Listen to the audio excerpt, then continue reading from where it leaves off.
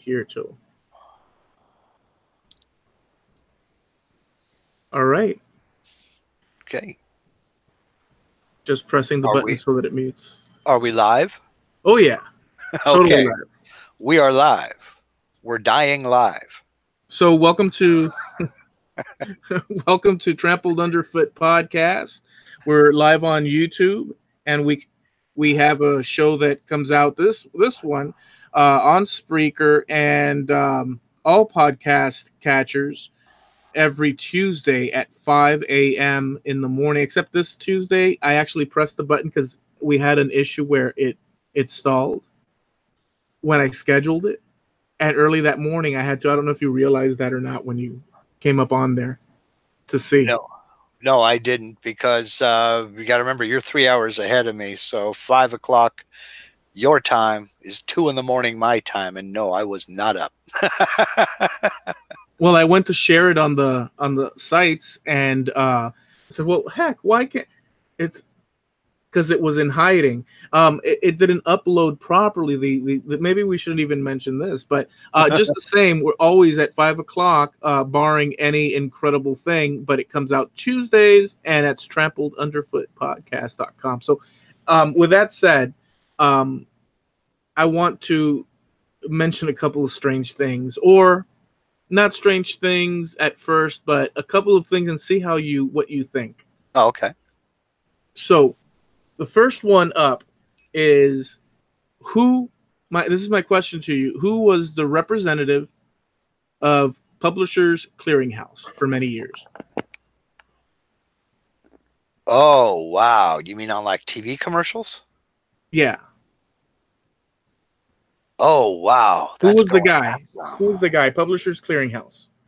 Oh, you know what? I can see his face. I can't think of his name. Who do you remember?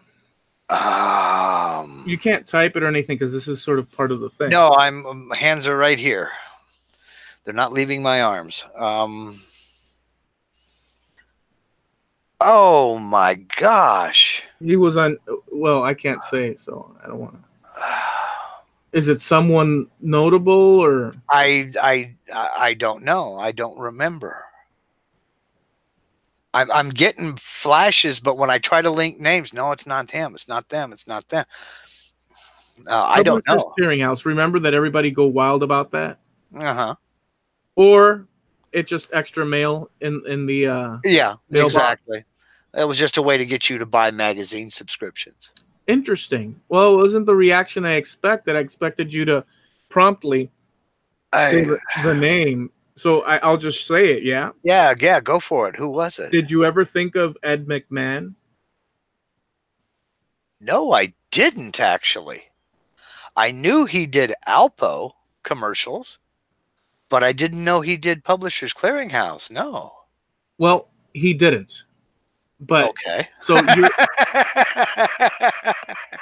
So you're pretty much in line with this particular reality, because for most people, if you ever mention to them Publishers Clearinghouse, the first thing they think of is Ed McMahon. It's like one of those things, and the reason I'm mentioning this is in line with that whole sort of mystery of the Mandela Effect. Yeah, I've heard of it. Yeah, so obviously this one didn't run out. No, this one didn't work. But I've heard of this before, and I've actually fallen into a couple of them. One of the more famous ones. Well, you know where the name Mandela Effect came from, right? I think it's those patterns, no? No, what it was is they called it the Mandela Effect because it was named after Nelson Mandela, because so many people thought he had died in prison. This was mainly in South Africa. But then he was released and became president of South Africa, and it's like, oh, holy cow. But that myth still persisted outside of South Africa, that Nelson Mandela had died in prison. Right. You know, and it basically just became the phrase that was used for a public consciousness where everybody just knows something and it's 100% wrong. Like the line in Star Wars, I believe it was The Empire Strikes Back, With where, Luke and yeah, Darth Vader, everybody I am says, your Luke, I'm your father. Well, he never says, Luke, I'm your father. He says, no, I'm your father. right. You know, but the whole world is just absolutely certain. He says, Luke, I'm your father. Well, see, that's and that go. So here's okay. So number one, that goes through the whole thing. I don't want to. It took your reaction to this or your thing is totally not what, because here's the thing. When I saw that and they asked the question, I thought Ed McMahon. I remember the stupid thing coming, and my grandmother used to love that because there's always a possibility of winning and this and that. Most people remember, and by the way, like people from nowadays, millennials and stuff, probably won't know that reference. Right. But you could fill this out, and you could get and send it off in the mail. You could win like $1 million or whatever the amount was. Yeah. And people remember across the board. Apparently not in this case. Ed McMahon. And here's the funny thing about it, that Johnny Carson came on the David Letterman show with a big check saying Ed McMahon's not here today, but and there were a lot of jokes about that. Really? Well, yes, that there's actual a lot of jokes about that, and hence the Mandela Effect situation about that.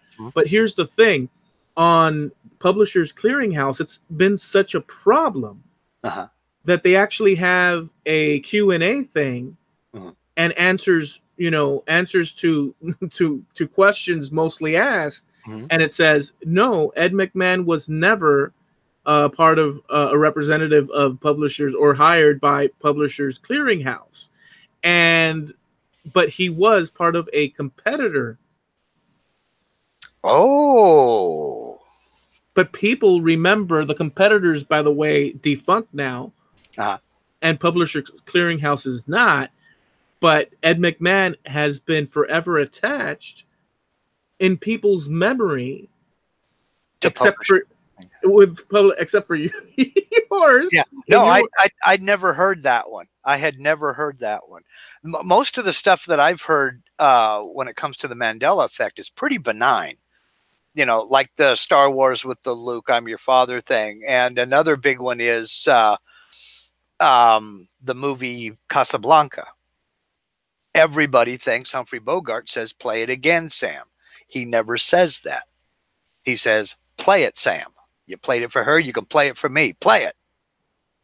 That's an interesting thing. A lot of these things. So that goes to the whole issue of the Mandela Effect, where, as a tribe across the spectrum, maybe not all, the discrepancies are where the Mandela Effect actually makes it so that it's a cool thing.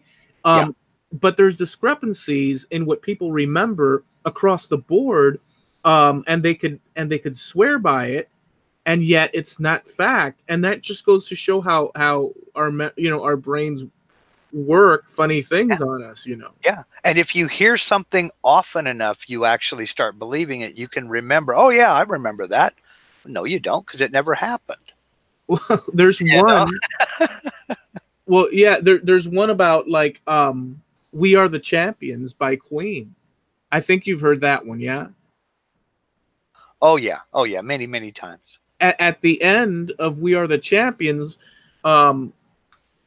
so he'll repeat, we are the champions. Yep.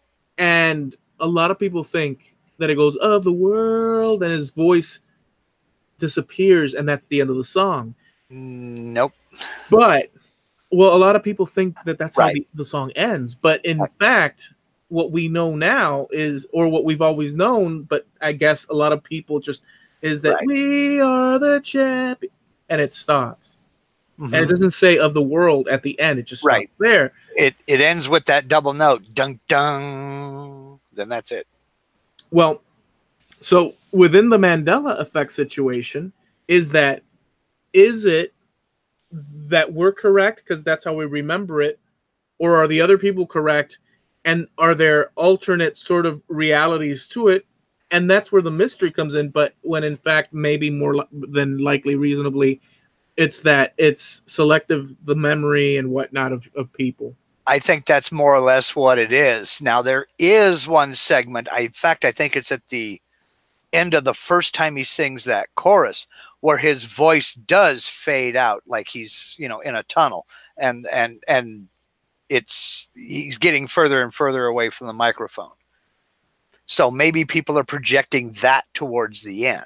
Yeah, I'm with you on that one because they repeat that twice, right? Where it flows out, and like of the world, and then it comes in heavy with we are, and it starts again, and so people can get tricked by that and think that that's the ending of the song. Now, radio stations also used to, and about this time, they would play with music as well. Because I remember, for instance, there was a song they changed from Jefferson Airplane to Jefferson Starship, then they went to Starship. And I don't remember which incarnation this was, whether it was Jefferson Starship or just Starship. They had that song, We Built This City on Rock and Roll. Yeah. In the center, there's like a little solo. Certain radio stations on the West Coast, anyway, I don't know about back east, they would dub in their radio broadcasts, you know, with some of their DJ names and things like that. Right. And then that solo was over, they'd, you know, go back to doing the chorus. And so they would play around with music back then, and maybe a station did it a time or two. For instance, one station up here in Medford, it was KYJC. They're no longer on the air. They're gone. It was AM Top 40. Whenever they played We Are the Champions, it segued. It went straight from We Are the,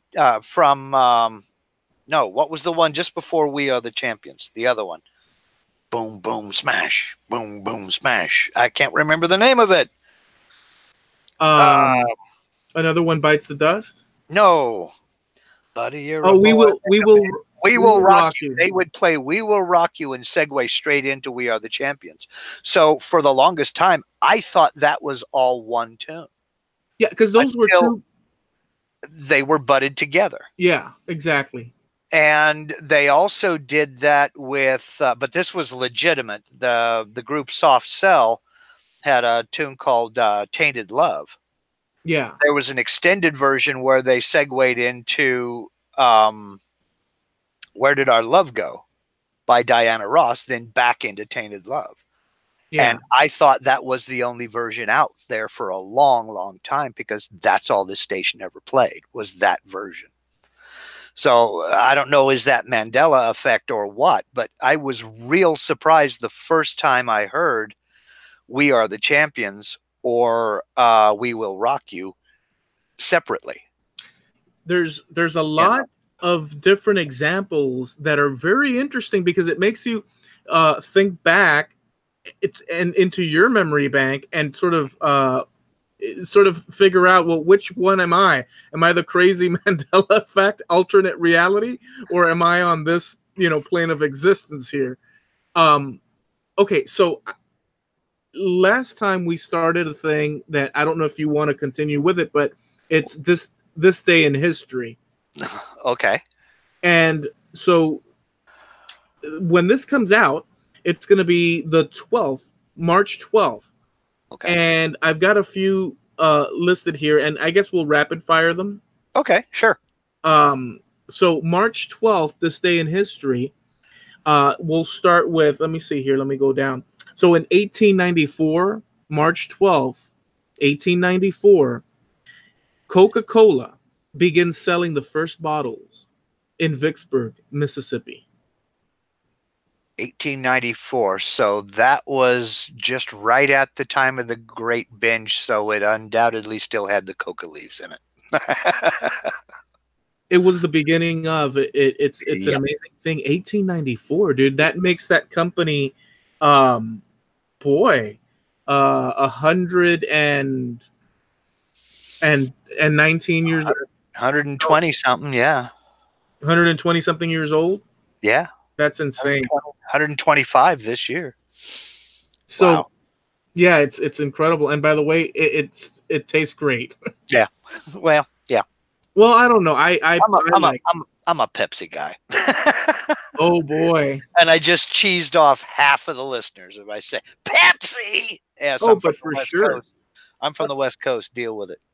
Wow, dude, that's a big one. Because see, like Pepsi has I don't know about you, but to me, Pepsi is a little bit more sweet, or not a little bit, a lot, as far as sweetness. Oh, but see, I drank diet soda.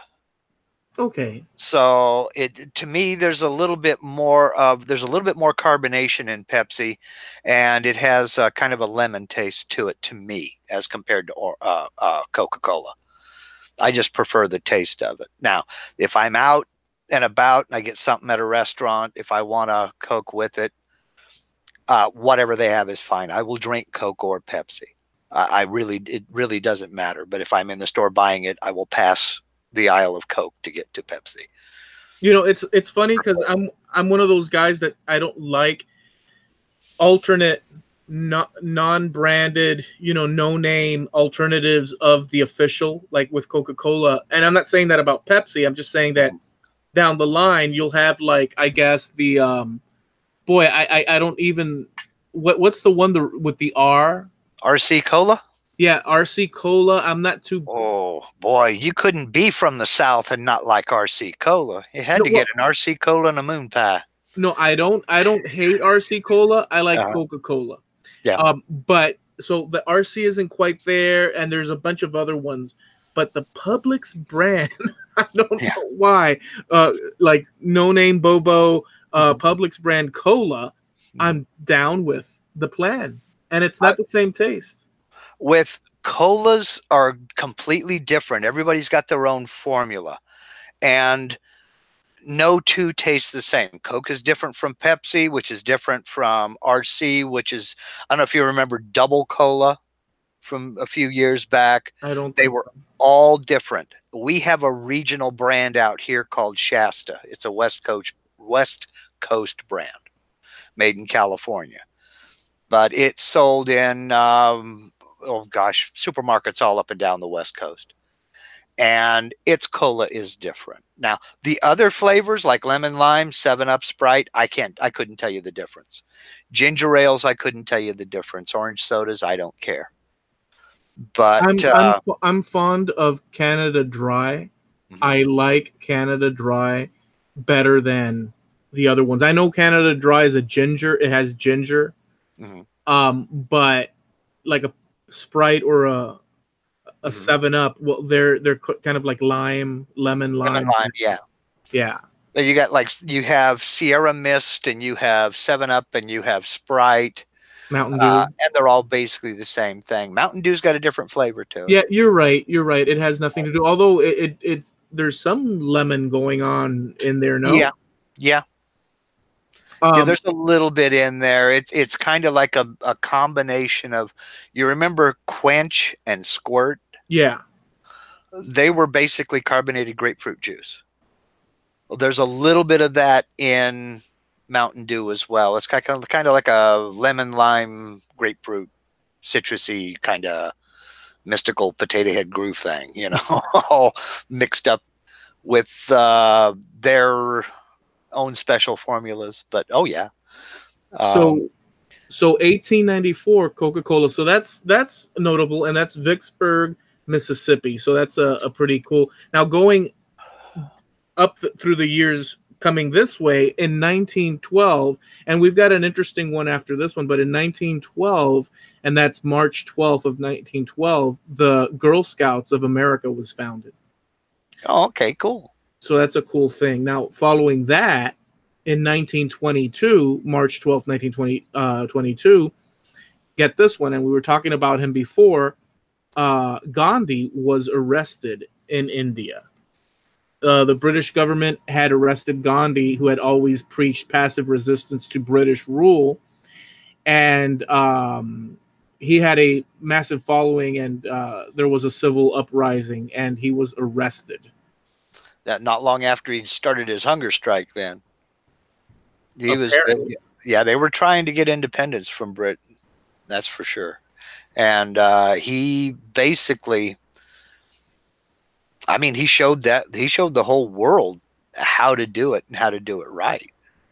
You know, that, no bombs, no riots, no nothing. It was just, like he said, passive interference. He was a Oh, true pacifist and didn't believe in war at all. oh, Or aggression.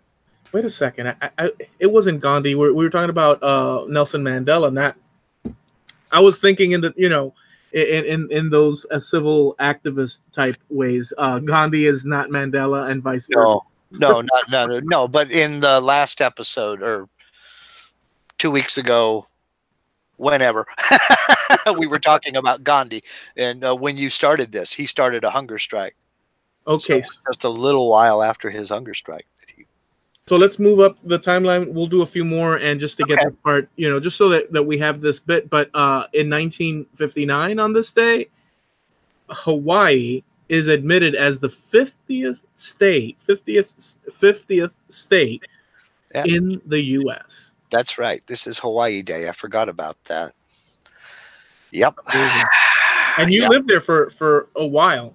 Yeah, not quite 4 years. Yeah, it was. It's a whole nother country, but it is, by God, U.S. of A. And it was an eye-opening experience. It was a lot of fun, and I'd like to go back, but it's not in the cards this year. Was it in the 90s that you were there, or 80s? Yeah, we were there in the 90s. We got there in 90, late 93, and left in 98. So, no, All right. excuse me. We got there in late 94 and left in 98. I'm sorry. So we'll hit a couple of more here. Yeah, Go ahead. Go ahead. we left just before the Missouri set sail to come back to Pearl Harbor. So we wow. missed that entire thing. So, and now I guess it's anchored and has become a museum right close to the Arizona Memorial. But we missed that by just a month or so. What's cool about our podcast, and we have we share a lot. You have a lot of interesting experiences, and in earlier podcasts, I wish I could remember which one. I think it's Hawaiian cheeseburger in paradise. Maybe, I don't know what you're. Where you talk about Hawaii, we get into a little bit of conversation, and you really go into some detail about sort of some of the quirks of living on the island. And I think it's on the episode called Hawaiian Cheeseburger in Paradise. But just the same, if people are curious, and I think it's a very fun, entertaining, while you're working, sitting at your desk in your shop, whatever, sitting at a waiting room somewhere for whatever ungodly reason. We have a section called the Wayback Machine. Yeah. On our website. Yeah. And that's where you can go and check out all the past episodes. And I mean, every one of them from number 1 all the way to this one will be there. Well, this airs on the, what did you say, the 12th? On the 12th. This one will be on the Wayback Machine on the 19th. There's some Mandela effect going on there. Yeah. 1969, March 12th, 1969, yeah. George Harrison. The police search former Beatles George Harrison's home for illegal drugs. This was a year after John Lennon had been searched for hash substance derived from marijuana. And because of that whole situation with John Lennon, he later, when tried to become an American citizen, had big-time issues. And there's a whole documentary on that as well. But George got searched big time, 1969 on the 12th. Yep. I was 8 years old, and oh boy, would that was huge back then. Somebody, a celebrity getting popped for drugs. I mean, it was headline news, front page, top of the fold, banner headline, the whole thing. I remember when Paul and Linda McCartney got busted in Japan with pot. because it was worldwide news, you know. Of course, that was still, like they said, former Beatles. 69 is when they broke up, wasn't it? Or wasn't that 70? For some reason, I was thinking 70 when they broke up. Their last album was, I believe, 1971, that they had recorded back in the 60s, or just on the sort of verge of turning into the 70s, which was the Let It Be album, right? That they never released. They released Abbey Road. How was it? So that was released after they'd split up then? Let It Be was released after they split up. Okay. Yeah. It was like their final thing. So I don't know why they say former. I guess they're talking in retrospect, I guess, maybe. It may be. It may be. But yeah, I was, let's see, 69, I was 8 years old. So, you know, but I do remember that because, but as I was getting ready to say, they were still the #1 group worldwide. They were just it. So anything any of the Beatles did was, you know, it was news. Well, here's the second follow-up with a Beatles direct connection in 1969. It's weird because we've got two 1969s. March 12th, McCartney marries the American Linda Eastman in London. So on the same day Paul McCartney gets married with Linda Eastman, George gets searched. That's an interesting thing. So see, he should have gone to the wedding, you know. Well, yeah. I mean, we're gonna have to look into that because it sounds kind of. That's right. So there's a life lesson there to be learned because, you know, if you're invited to a wedding, go. So, March 12th, 1946. This is Born on This Day in History. It's the only one we have right now. I'm sure there's more, but that'll wrap up our thing. Liza Minnelli. Liza Minnelli. Wow. Born in 46? Born in 46. She's younger than my parents, but not by much. Crazy, yeah? Yeah. Yeah. Wow. So I had a bunch of these little things, like, well, this bit, but the Mandela Effect, and then a few other things, and I've just been springing it at you for the heck of it, you know. Yeah. I find it super interesting. So I'll hit you with the last bit of what I have and see where we springboard from there. Okay. So for some reason or another, I went into the whole strange coincidences in history, because, you know, and this kind of relates with the Mandela Effect, but not really, but it's in that sort of like airy, mysterious, oh wow, well, how come that's, I don't remember that way, and so on and so forth. But in this case, we're talking about sort of eerie or just jaw dropping or mind sort of pondering coincidences in history, and I'll just run through them. Okay. So the first one is about Thomas Jefferson and John Adams. Okay. So they both died just hours apart from each other on the same day, July 4th, 1826. Right. Which happened to be the 50th anniversary of the Declaration of Independence. Yeah. Mm-hmm.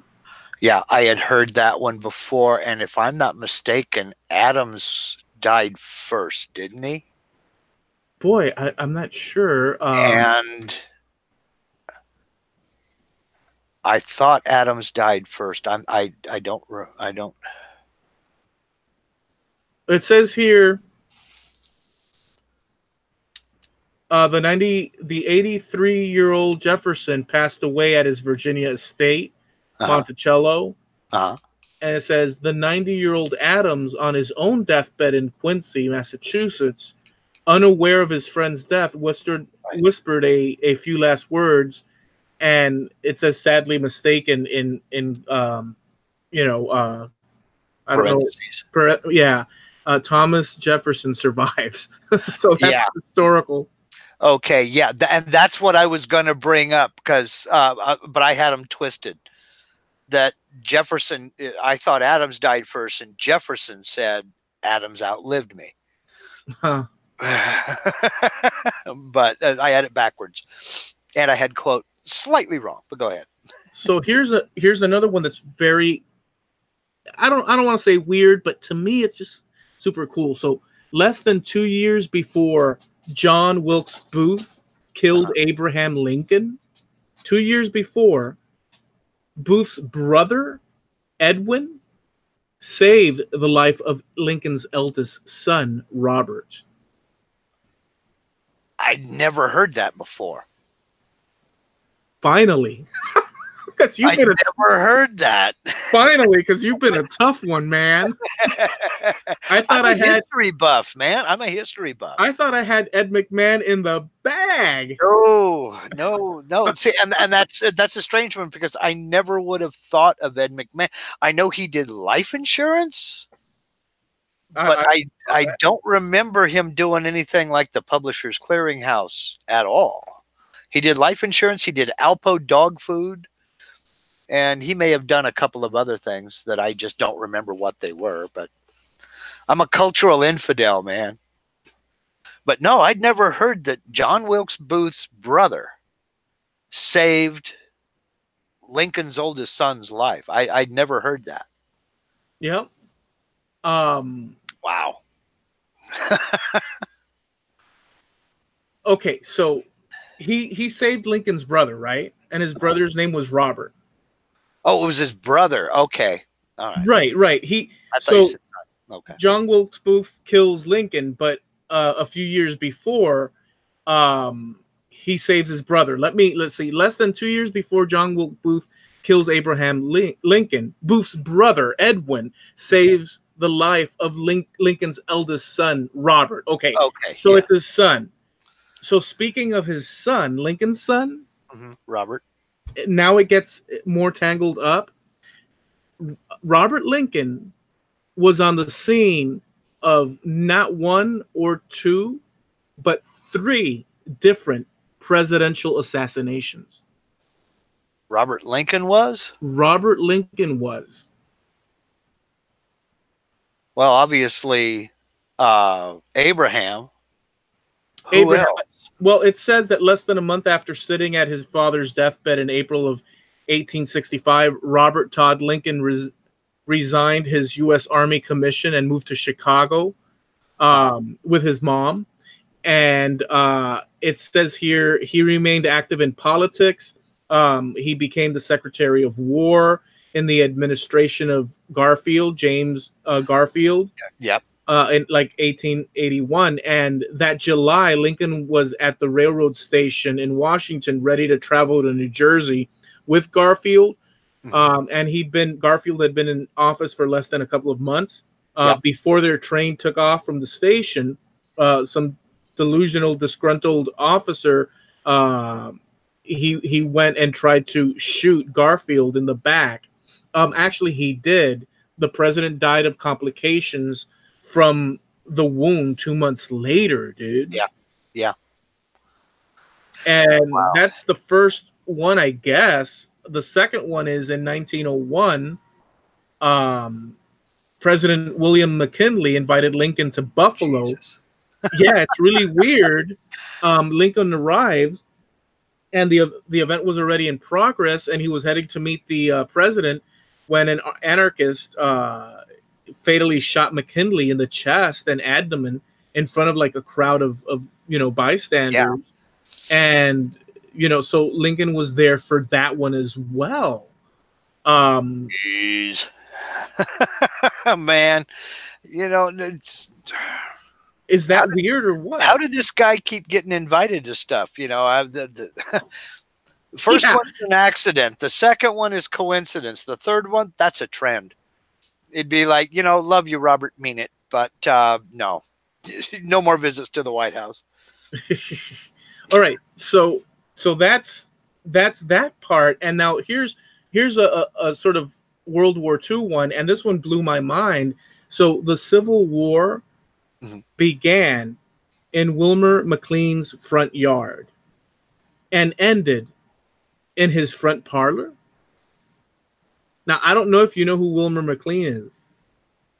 Or McLean's, yeah. McLean. Yeah, I'm McLean, but so in the summer. Well, go ahead. I was going to say the surrender was signed at the Appomattox Courthouse. Well, I'm going to read this. Okay, go ahead. It says, in the summer of 1861, Wilmer McLean and his family were living on his wife's plantation near Mississippi Junction, Virginia. As Union forces approached, Confederate General P.G.T., whatever that last name is, took over the farm and his headquarters on July 21st, 1861. So Confederate and Union troops clashed in the first major battle of the Civil War along the small stream known as Bull Run, which ran through McLean's property. Okay. So gotcha.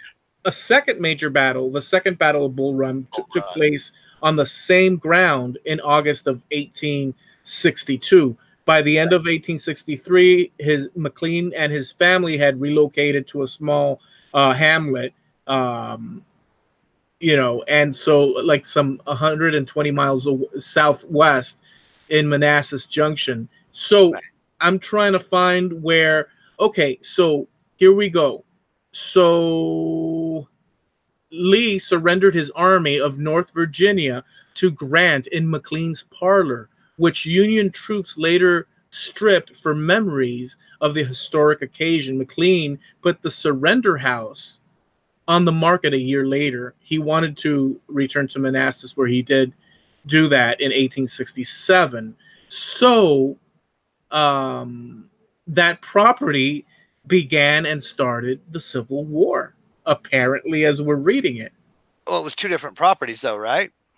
No, he moved to Manassas in order to escape, the ravages of war, but it was still his property. Oh, okay. He came back. They did the whole surrender thing, and then, well, the rest, as they say, is history. It went up on a public auction in 1869, and it's now operated by the National Park Service. So it's open to the public. It was open to the public in 1949. Wow. I think that I didn't know about that. Did you? Me either. No. Yeah, it blew my mind. I guess the formal documents were signed at the Appomattox Courthouse then. They said that they did it there in the parlor. Wow. Jeez. Wilmer, fancy meeting you here. Okay, so I've got two more that I want to run by you that I think are interesting. Okay.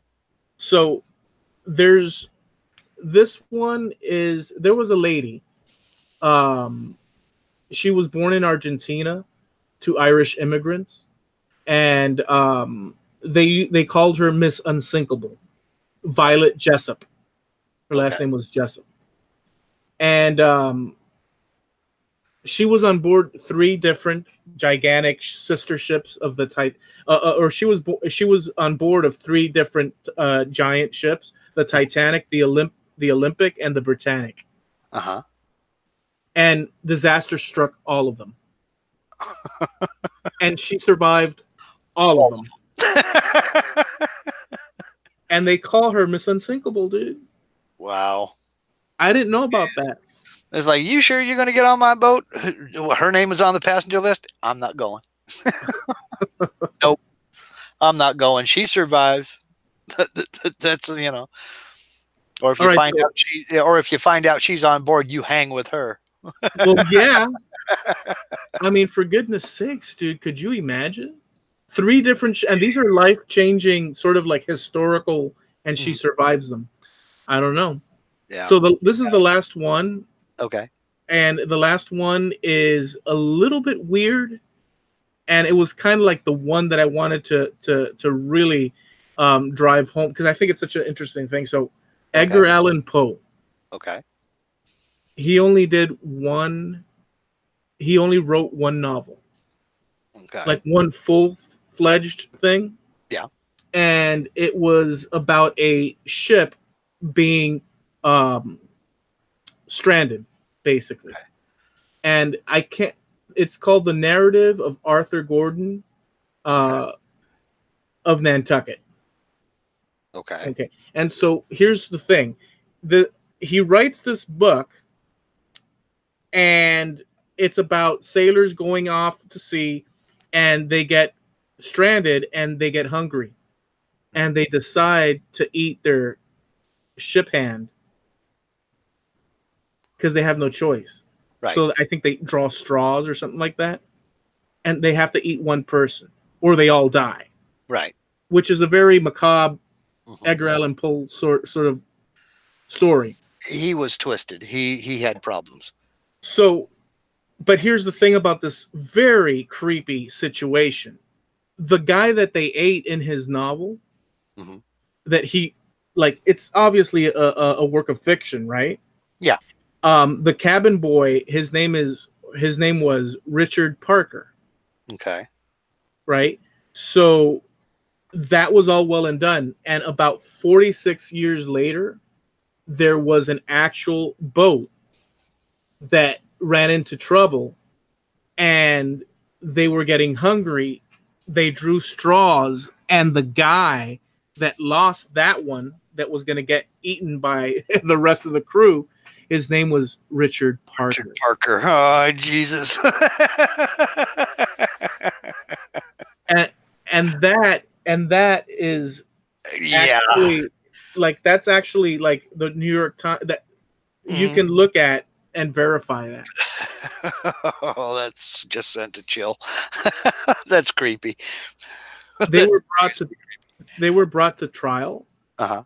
in England and sentenced to death for eating the guy, because the guy was in the real life situation 46 years after, the guy was kind of like already dying. He was the weakest, and they said let's drink his blood to keep that live blood alive, and so we can make it, and which worked out for them. So they arrive in England, and what ends up happening is that they sentence them to death, but about 6 months later, or a few months later, they reduce the sentence to like less than a year. Jeez. Was that a weird ride? Yeah, that was. Oh my God, that's one hell of a way to end it.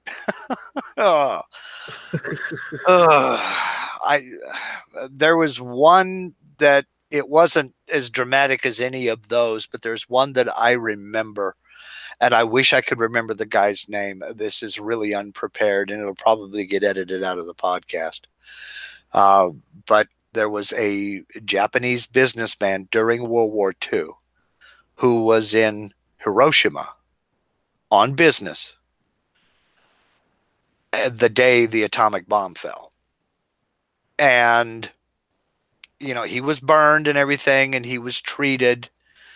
And he just was like, well, screw this noise. The business I was going to do business with is gone. Most of the town is gone. I'm going home. So he catches a ride out of town and gets to the next train station, jumps on a train, and went home to Nagasaki, where the second bomb fell just a few days later. And bad luck. Yeah, well, he was either the unluckiest man in Japan or the luckiest man in Japan, because he survived both nuclear blasts. That's unbelievable, dude. Yeah. And he died at age 90 something. He died, you know, not all that long ago, 2001, 2002, something like that. He lived into his 90s. So, you know, it was just like, holy cow. Dude, how does one survive? I mean, isn't that like one of the most iconic, at least in my fearful growing up in the Cold War? Yeah. We were at the tail end of it, but remember, us as kids, we still had to be taught all those little things. Oh, yeah. And we had the movies out and all that. But then the wall came down and things started to... Yeah. But fear of a blast wasn't on everybody's mind. Yeah, I was in grade school when that whole duck and cover thing was going. You duck and cover, you know, you hear the boom or you see the flash, you dive under your desk if you're in school, like that, you know, particle board desktop was going to do anything. I guess Formica has, you know, it blocks radiation or something. I don't know what they thought they were going to do. But I guess it was better than saying put your head between your legs and kiss it goodbye. But, That's what they were saying. Basically, yeah, you know, preserve the dental records anyway. So it was a weird time. It was a wild time, but that gradually eased about 67, 68. You weren't hearing much about that. And it's funny too, because tensions between the US and the Soviets were at an all-time high during that, you know. Well, I won't say an all-time high. Cuban Missile Crisis was the all-time high, and I was just born when that happened. Yeah. But yeah, the tensions were still pretty high because it was, see, Brezhnev was the leader of the Soviet Union then. And, you know, we had our parade of presidents. But, yeah, it was, they swore up and down that one of us was going to push the button by accident and the other was going to do the, you know, mutually assured destruction type of a retaliatory strike. And it was all going to end. It didn't work out that way, but it's a scary. It is a scary proposition, but you know, I figure I'll never feel it. So, well, it depends. Well, no, yeah. so look, so like when the Soviet Union came crashing down, you had all these generals, Mm-hmm. which I'm sure are still. I don't know the dynamics of that, but you have all these generals with different, you know, installations and stuff, and the prospect of devices, nuclear, being traded off, sold for large island nations or vice versa, or riches or power or whatever, that possibility because of the amount of nuclear weaponry that exists, Yeah, is a scary proposition. right. It was, and that was the policy on both sides, was mutually assured destruction. You know, the first missile that comes over the pole, a full out retaliatory strike. You know, you may kill us, but we're taking you with us. And that was the doctrine on both sides. So, you know, tensions did ease. It never came to that, but I don't know. It was scary every once in a while. And then, you know, all of a sudden, Pakistan had the bomb, and then Israel had the bomb, and the Brits had the bomb, and not necessarily in that order, but pretty soon a lot of people had it, and it became the more, I don't know, the more people that had it, the less of a threat it became, mainly because we knew the people that had it wouldn't use it as an offensive weapon. They wouldn't be the first one to launch. Well, And, imagine that in the see. Here's the thing: imagine that in the hands of a person that is psychotic. mm-hmm. There are studies that show that people that gravitate towards power in that level of have sort of a little bit of issue, Right. and the you know the idea of loss of life. I mean, these people, it's a very crazy. I think that it's still super risky, and yeah. Oh, it is. It definitely is. But what I was getting at by that was our adversary at the time was the Soviet Union, but by Israel and the UK having them, the Soviets weren't just focused on us. They were focused on Great Britain and Israel too. So they had three places to watch their back. You know, Pakistan was kind of, they were kind of sort of allies of ours, but distant, you know. But it made the Soviets stop and think a little bit, because they didn't know where the first round would be coming from, more or less, you know. And so it was an assist to us, but it didn't do anything as far as it didn't do much as far as stabilizing situations were concerned. I mean, it was basically a 40-year stalemate. You know, The thing about these weapons, can they? I mean, because that nuclear, that has to be stored and maintained. Yeah. For the life of its right Yep. activity, you know, or that it's has radiation and whatnot. Right. Or no? Yeah, they have to be taken care of, and they can be dismantled, but all of the nuclear parts do have to be stored and maintained and everything else. And they are. Where I couldn't tell you. That's I don't know. It's a secret. I don't know where it is. Dude, that is and there's a lot of them. Well, there are fewer than one might think. I mean, a lot of it was propaganda on both sides. Do you think so? Yeah. I mean, do we know that for a fact? I can't categorically say that that we had X number or Y number, but a lot of it was propaganda on both sides.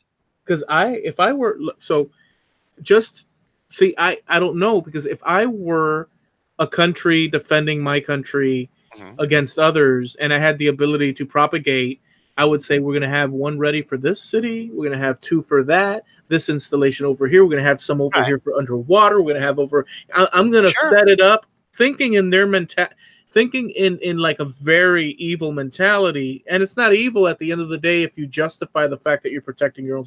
So I could totally see that the propagation would be a thing. Right. But your sword is different from your shield. So to put up things as a defense, you ding-dong sure want them there. But your first strike capability, a lot of that I really honestly think was propagandized, because I hope so. Whether we had 2,000 of them or we had 20 of them, as long as the Soviets thought we had 20,000, we were good. Well, what's scary about that is that wouldn't logic follow that would mean that they would have to get on the job of making more, because we're making them think we have more? Well, but we did that in retaliation, because they would leak that they had X number of warheads. Well, then about a year later, we would leak that we had X number of warheads. But their resources were never as good as ours were. So just the ability to get a hold of plutonium is, it's not something that you just find walking down the street. Right. Yeah. So, we knew we could get a certain amount, and we had a certain amount, and we had allies all over the world that we could get more from. And we had some here as well, uranium and plutonium, especially in the Southwest, in the desert Southwest. But they didn't have as many and as much, and they didn't have as good a technology as we did. I mean, their technology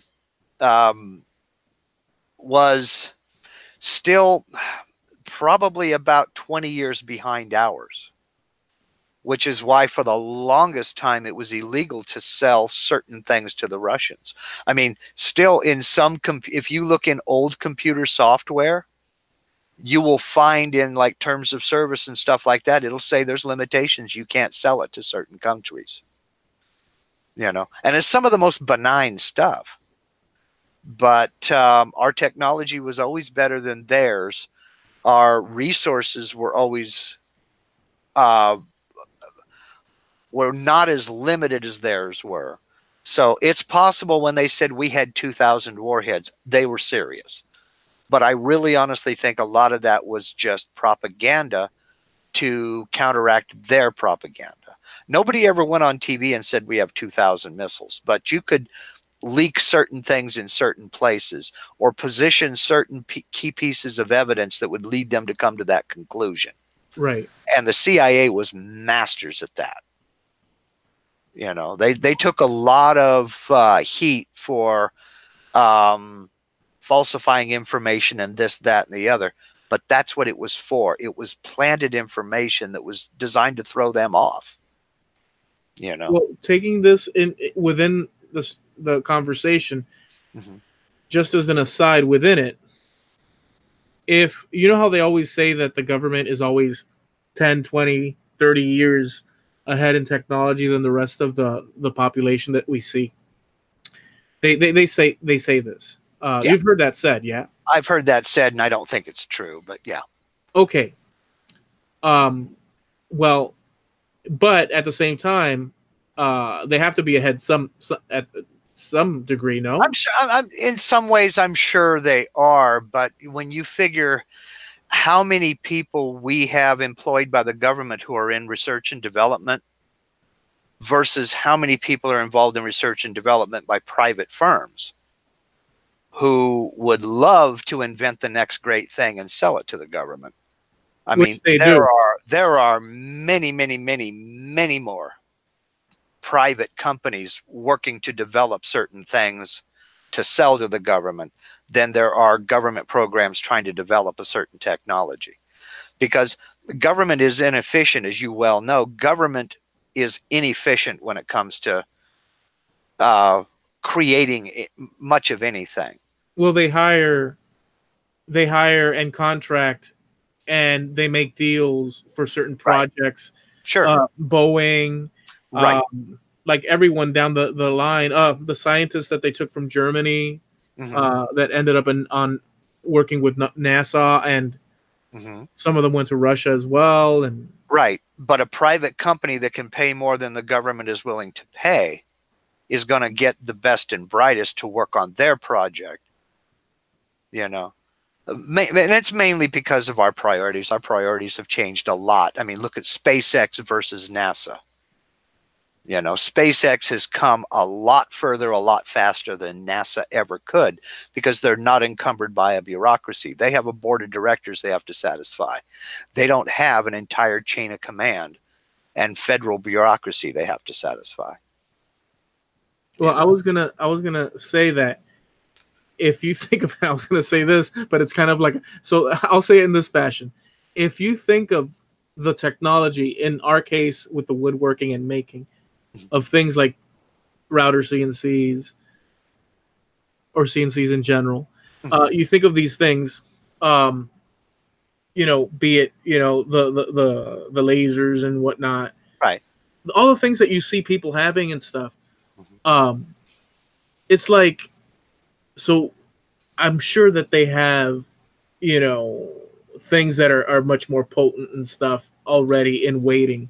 I mean, just the other, right? Oh, sure. There's got to be, but it's also it's kind of like the GPS that's in your cell phone right now. Up until the 90s was classified.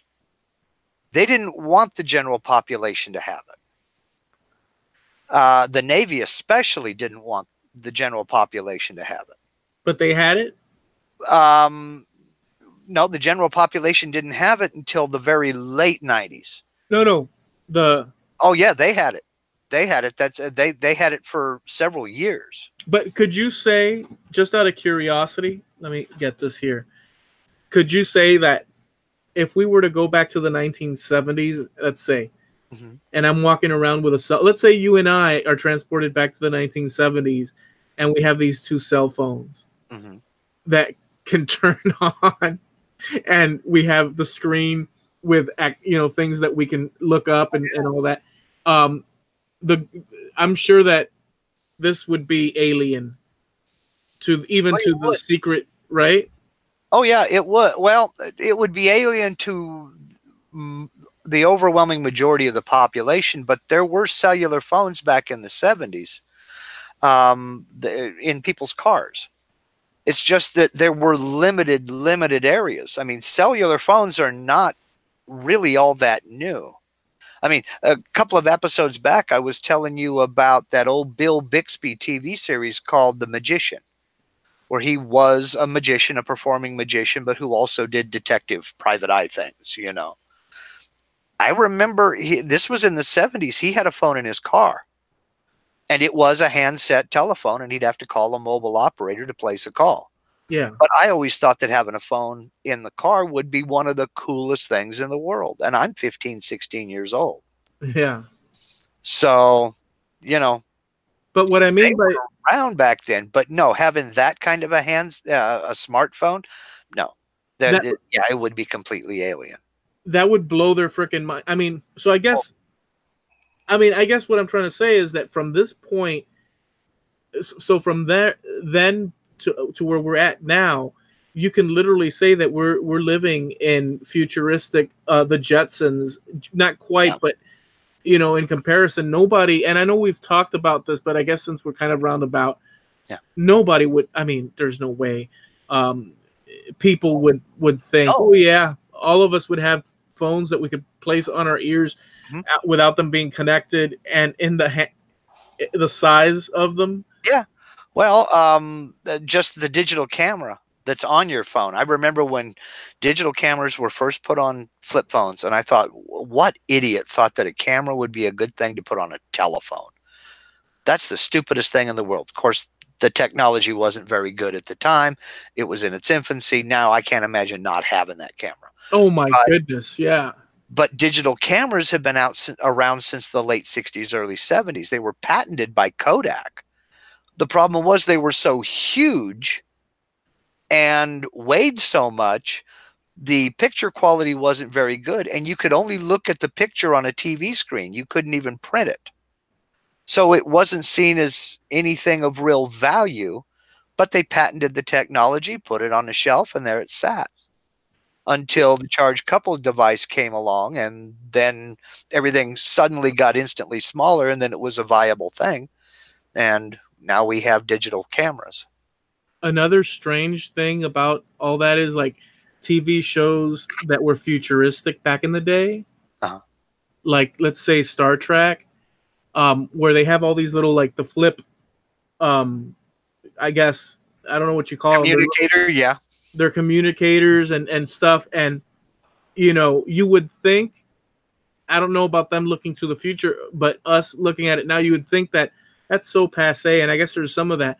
But I can still watch a Star Trek here and there, and I can overcome the objection of it being such a dinky. Yeah. I mean, this is better than their communicators. Yeah. Although they could speak through space and whatnot. But the point is that even though it's such a antiquated thing, it's still, to me, I could still overcome the objection of that it's, you know, not to do with reality of our technology today. I don't know if that makes sense or not. Oh, it does. It does. But see, we're of that age where we remember a time before this. We remember a time before cell phones. You know, my grandkids have never lived in an age without the internet. They were born after the internet went public, and anybody and everybody who had the capability to do so could get online. It's amazing. So they don't know of a time before that. My oldest granddaughter has never lived in a time without a cell phone. My youngest grandson is 7 this year. He doesn't own a computer. They don't have a computer. Computers came in and then went out before he was born. They don't own a computer. She has a they both have cell phones, and she has a tablet, and they do everything that way. So he doesn't get why anybody would want a computer. You don't need one. See, I need a stationary device that I walk up to. That might show my age, but I need a device that I walk up to, like some sort of monolithic, like 2001, like the ape looking at the frickin'. Well, you know? Look behind me. There's a desktop right there, and that's not the only one. If I pan over here, I've got 4 computers right here, one in front of me, one back there. So there's 6 right here. And then 2 more on a shelf down below over there. And then 2 more in another room in the house over there. I've got computers all over the place. the type of work we do, we need that big stationary thing. I couldn't imagine trying to edit one of my videos on a tablet or something. Oh my goodness, yeah. Yeah. But not only that though, dude. Okay, I can't navigate. A part of it is that I need glasses, but I can't. It's so small, the screen. And there's a secondary issue, like for videos or movies. The secondary issue is that you're holding it. So as opposed to getting involved in the movie, I'm also concentrating on the fact that I'm holding the darn thing. Where I can't watch a movie. You got glare. Oh, turn this way. Okay, yeah. Oh, right now I can see it. Yeah, and yet most viewers of YouTube, looking at my analytics, come through on a cell phone, and I'm thinking to myself, well, that's not the way to watch the I mean, by all means, but I don't know. Be my guest, but that's not for me. You know, I need for the kind of work I do, especially, I need that big solid desktop with a full keyboard, mouse, and the whole thing, so I can edit audio, edit video, and get all that stuff done. I couldn't do it on a tablet. It would just drive me up a tree. I was at Walmart today, and I saw and of course I didn't get it. I have to focus my cash flow in other areas, but I was at Walmart and I saw this. It wasn't a huge TV, but it was good for me replacing the screen that I got now. A 32-inch TV, for $100, like $110. Wow. 32 inches at Walmart. Wow. Jeez. See, and I remember when they were well over $1,500. Yep. A 32-inch TV for many, many years. 27 inches diagonal, measured diagonal, was the biggest screen you could get. Of course, that was back in the CRT days. Yeah. And then 29 became the biggest. And then all of a sudden, the flat screen started coming, then plasma, then LED, then LCD, and everything else that we have now. Amazing. And you can't give away a television. I remember when televisions were like gold. They were precious. And if you there was no such thing as an extra television. You used it until it died. Yeah. And it would no longer work. And I mean, you limped that sucker along until it just absolutely did not work.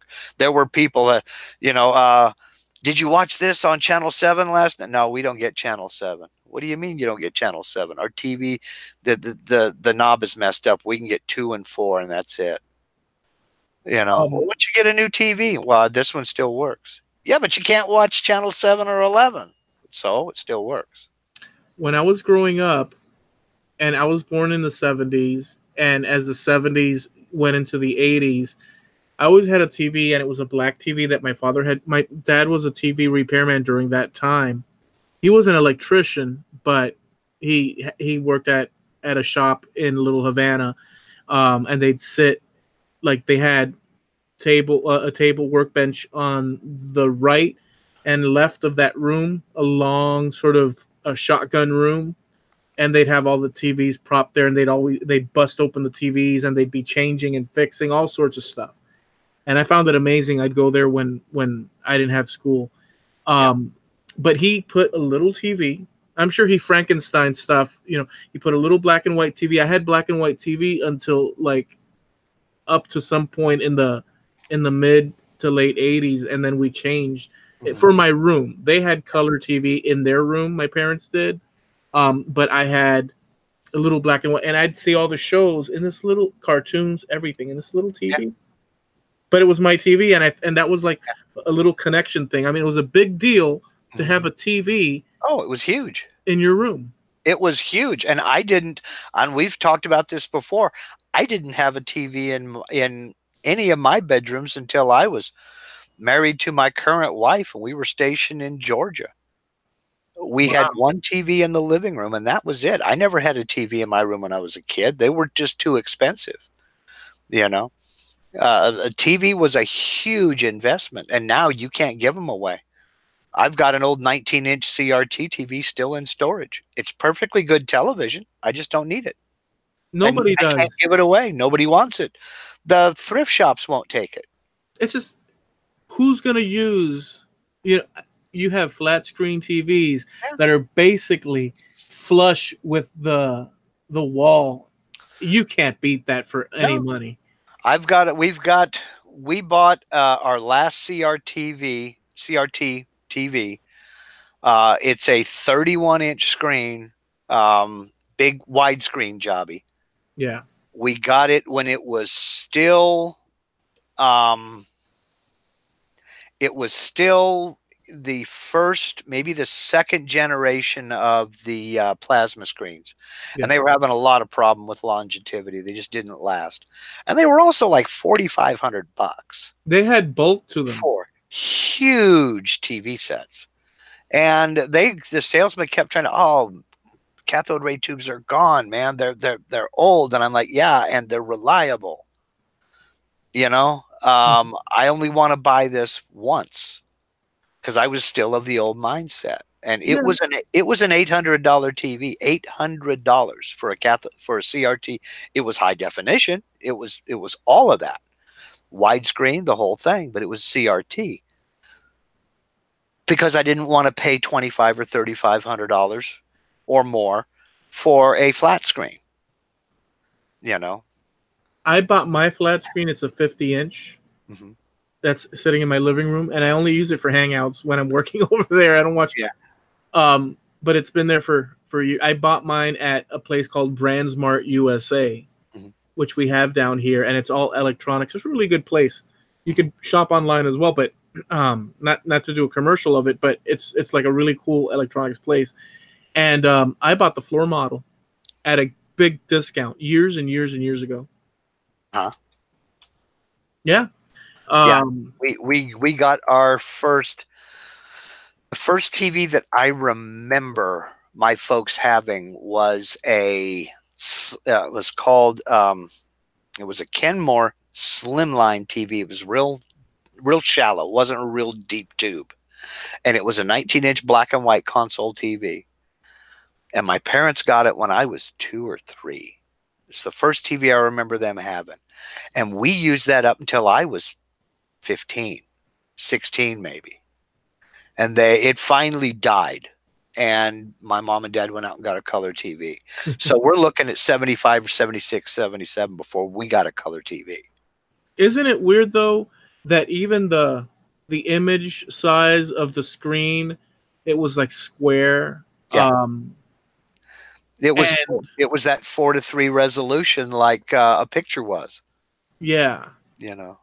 And then they went with this wide perspective, mm-hmm. which totally, I mean, I remember when that switch happened, I said, wow, there's more on each side, you know.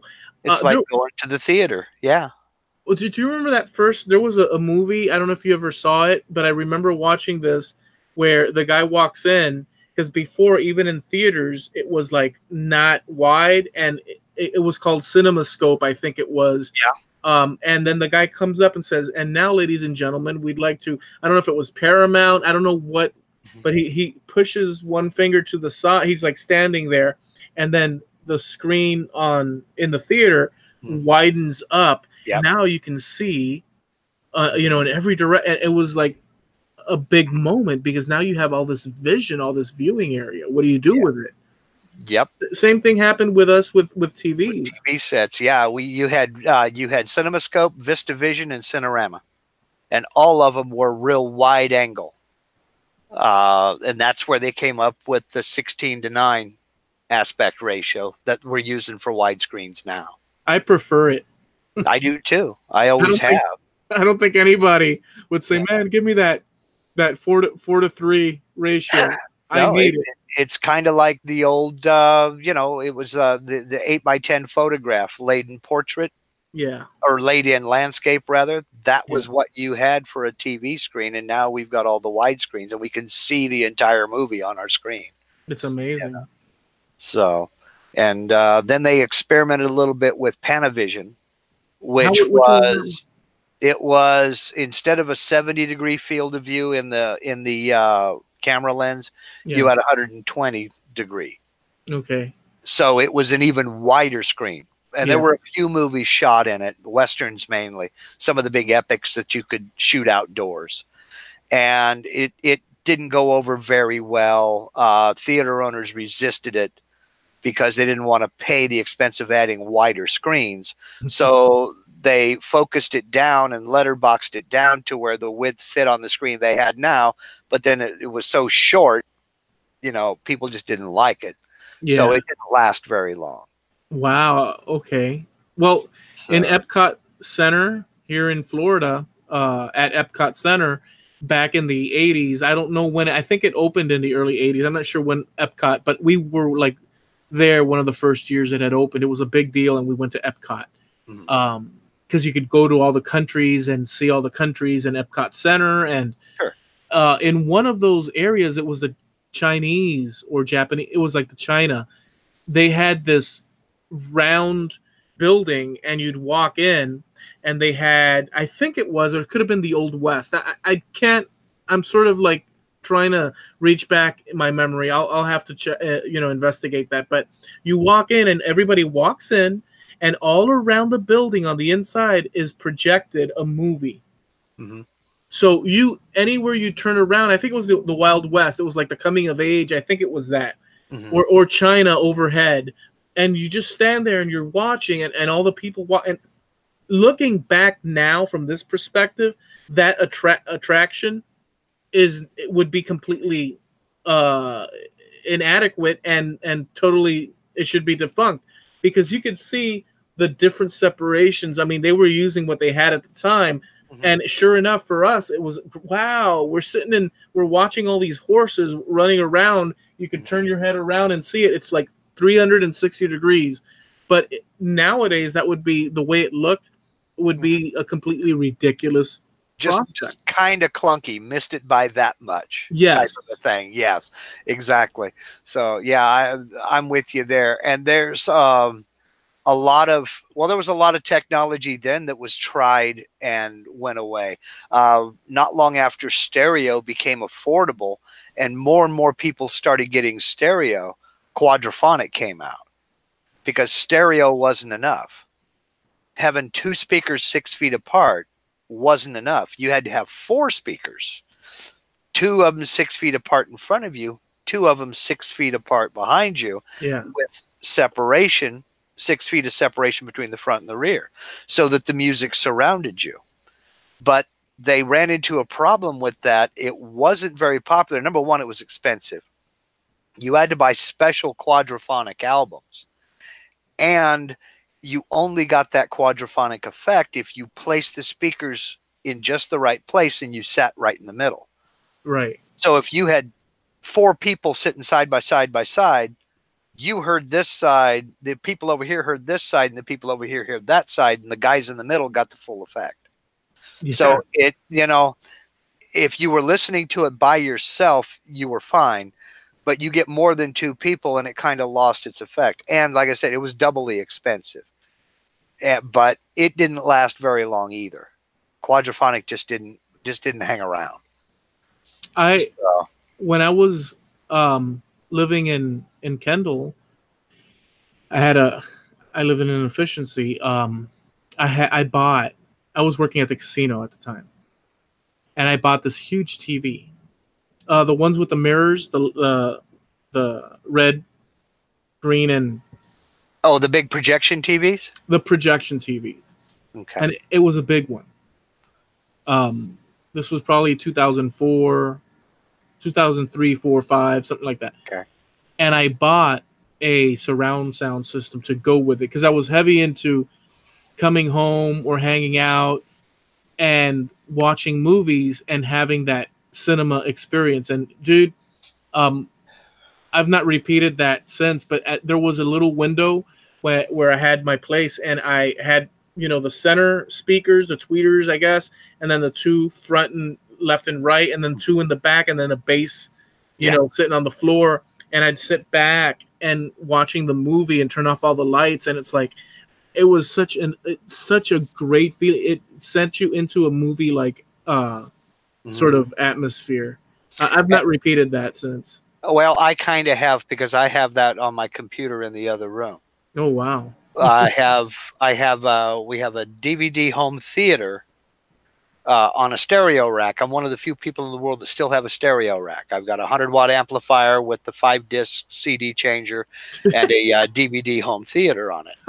My computer audio out runs into the DVD home theater and comes out through Your system.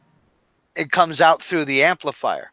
So yeah, and so I've got the surround sound speakers all hooked up, and it's killer. I'm here to tell you what. Oh man. Well, fun things for me, fun things that I really love, the Lord of the Rings stuff. You know, like the pirate adventure stuff. I really like that stuff, you know. And just to have that and the action swirling around, Yeah. it's such a fun, adventurous thing. I'm not much for doing that. I like this little setup I have here, but then again, I've got a lot of projects sitting around me. But yeah, I had space to do it, and I was focused on that. You know, I've got a 21-inch monitor on my computer in there, so I'm watching Frank Howarth do his animated YouTube videos with surround sound on a 21-inch monitor, and it's almost as good as watching television. amazing. But, my computer monitor is bigger than the black and white TV I grew up with. That's what I find funny. It's just mind blowing, dude. My old man, I'll just say this, talking about computers and screens. My old man, he was into computers since the Commodore 64, and he brought home a Commodore 64. And he bought it. I think this was he was into electronics anyhow, but he bought it so he could write a book, which he ended up writing and stuff. But he bought it to use it as a tool to write maybe it was an excuse because it also had video games, old ones, but he did the book and all that. In the last years of him being around, he had his computer set up with the big monitor, you know, the tube monitor and the whole thing, which people had for years and years and years, and his computer. It's amazing. And he was born in 42, and going from that point all the way up into the 2000s and stuff, the amount of change that he would see, it was an amazing thing. And he just quite got to the point where he started doing YouTube videos. Really? Yeah, he did a couple of YouTube videos. I'm gonna have to search them out and see if they're still there. I'll share them with you. Okay, that would be fun. That would be fun. Yeah, but it's an amazing thing. But yeah, he used a tube computer and the tube monitor, and he was running an older computer. And at the time, you know, I was making pretty good money. You know, nothing holding me down and stuff. You know, bills and whatnot. I had it taken care of real good at that time. And I said, Dad, you know, you have this computer. Let's go get you. I went and we went and bought him a computer. I said, Dad, pick your computer. And he picked, you know, one like a humble little model. And I said, Dad, you got to have something with more memory and more. He says, okay, well, and he was very happy. He took it home, and he never opened things up automatically, like in a wild frenzy, like a child would do. Yeah. I'll do that. Like I'm the happiness and excitement, I'll start tearing things up, and you know, and whatever. But he would read the instructions. Right. Patiently. He'd sit on the bed, light a cigarette, and like, we'll take care of this.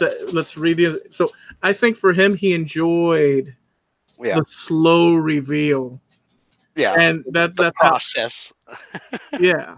So I got my dad into computers. I got my first PC in '97. We were over in Hawaii, and he came over to visit, and I showed him mine, and he thought it was neat. He thought it was cool. I wasn't online over there.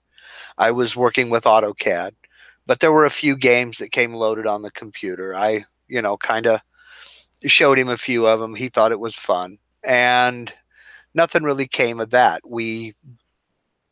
My wife got off active duty. We moved to Nevada. And whenever he would come over, I got online. Whenever he would come over, he would see me on the computer, and I would show him various things online and this, and go to this website and that website. He started to get a little bit more interested in it.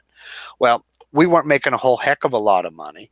So I got a new computer, and I asked him, "You want my old one?"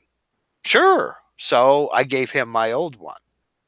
And then within about maybe 6, 7 months, he says, "Hey, Mark, I went out and got a new computer. You want your old one back?" So I took it back. Yeah. And then we both got new computers and updated, and new computers and updated, and this, that, and the other. And I've got all of his computers here now. That's where probably 3 of them came So from. he totally dug the whole. Oh, I mean, he dove into it whole hog. He was all over the place on that thing. I mean, and almost to the point to where he was like me and just basically lived on it. it's such a great. I mean, Yeah. I can't look. It's like preaching to the choir at this point. It's like everybody, but the ability to be able to search out instruction for anything. Do you want to build? Hey, folks, do you want to build your own very own Viking ship? Here's how. Or hey, guys, do you want to? It's all there. Here's a good example of it. You earlier on a Hangout, you sent me a link, which to a Google search you did for some Cuban desserts, and you sent me, what was the one? A cappuccino. The cappuccinos. You sent me. You just showed me a picture of it. Said, "You check that one out. You got to try that." I sent my wife a link to that picture, to that recipe. And then about 15 minutes later, I left the room to go get a cup of coffee, and she was in there searching for more recipes for cappuccinos. Oh, wow. Just to see what were out there. So we went from within a matter of about 15, 20 minutes, we went from something I had never heard of in my life to she's looking at how to make some. to preparing one. Yeah. It is weird, right? How quickly we can spread information, ideas. Yeah.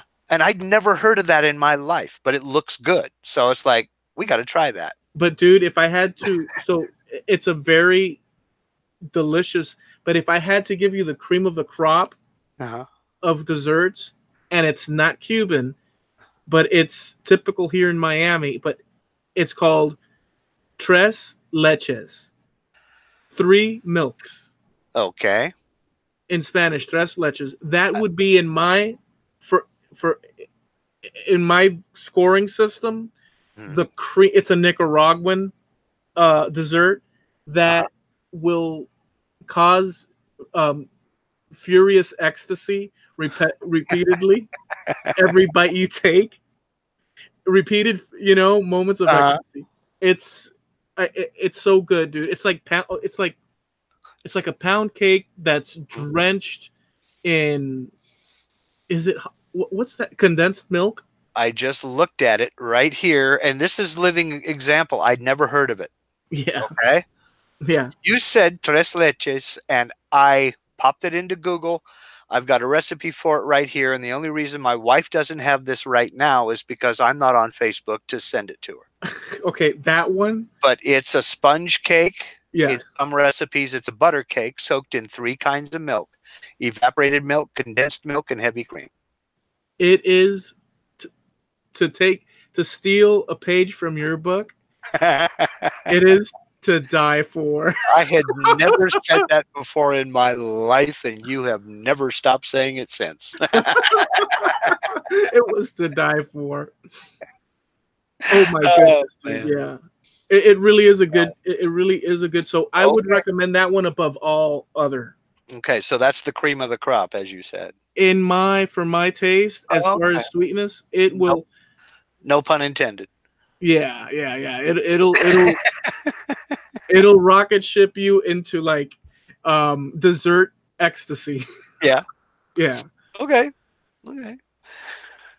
I think that I think that that's. Do we have any more business? I think we covered a good amount. I think we've covered pretty much everything, except to mention to folks that those of them who visited us here tonight live on YouTube already know we have a YouTube channel.